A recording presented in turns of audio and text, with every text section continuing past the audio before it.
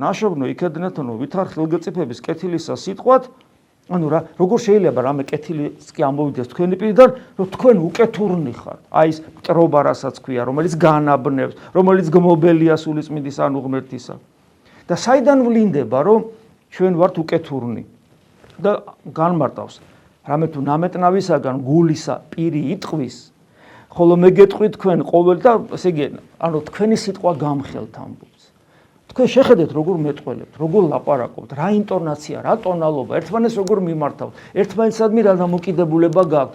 ამიტომ სულ ამბობთ, ერთმანეთისადმი დამოკიდებულებით განისაზღვრება ჩვენი ქრისტიანობა და ეს სამრევლოში და ოჯახში ხდება ძირითადად. ნუ მე სამსახურში საერთოდ ზოგადად მანქანის რო ზიხარ და შენი თანამოქალაქე და თანაძმა რო ცოტა ცუდად ჩაგიჭრის და შენი დამოკიდებულება როგორია. ანუ ლუსტრაცია ჩვენი სიტყვა, რომელიც შეიძლება წარმოვთქვათ, რომელიც შეიძლება არ წარმოვთქვათ, მაგრამ ენაზე მოგადგება და ნუ ცოტა კულტურული ხარო დაიჭერ ამ სიტყვას. ხან აღარ ყოფნის ეს კულტურა და ემოციებს გამოყვება. გაუფრთხილდით, დაუკვირდეთ უпроსტորად საკუთარ თავს, რა მდგომარეობაში ვართ.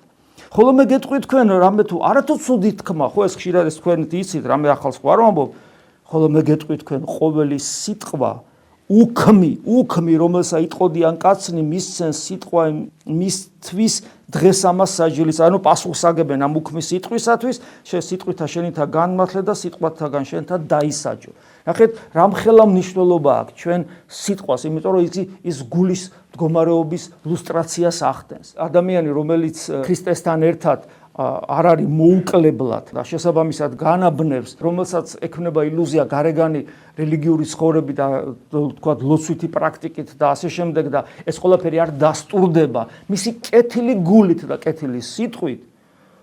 ეს არის მდგომარეობა ადამიანისა, რომელიცაც რელიგიური ცხოვრება კი აქვს, მაგრამ შინაგანი ბრძოლა არ იცის.